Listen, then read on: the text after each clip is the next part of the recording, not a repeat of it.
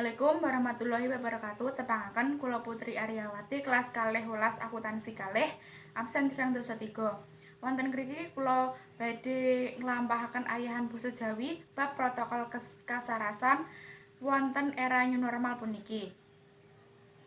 Pinten-pinten protokol kasarasan ingkang saged kita lan panjenengan tumuti inggih punika ingkang kaping sepisan yaiku wisuh utawa wicik. Panduan ngresakake asta sasaring mungkin dados imbauan ingkang terus dikampanyekan. Jagi kebersihan asta kalih cuwuran pencuci tangan utawi hand sanitizer. Ingkang nomor kalih, hindari nyepang pasuryan. Ngendhani nyepang area pasuryan mliginipun saka grana lan tutuk. Lebet kondisi asta ingkang dereng resik. Ingkang kaping 3, nerapake etika cekoh lan sigra.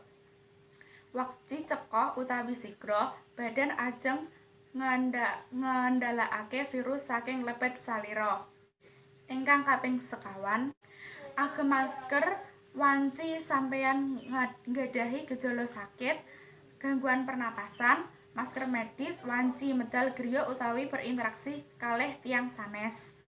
Ingkang nomor gangsal, njagi jarak sosial supados terhindar saking paparan virus kados SARS-CoV-2 ingkang mewabah kados wanci puniki mila perlunipun tansah njagi jarak kalih tiyang sanes minimal 1 meter.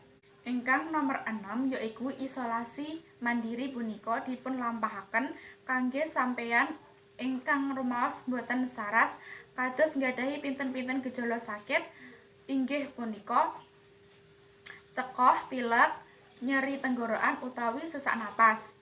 Ingkang nomor 7 yaiku njagi kasarasan salam boten berkegiatan wonten jawining griya.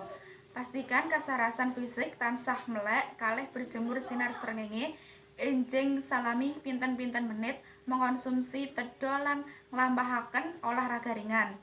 Semanten saking kula menawi wonten kalepatan tembung nedha nyuwun pangapunten.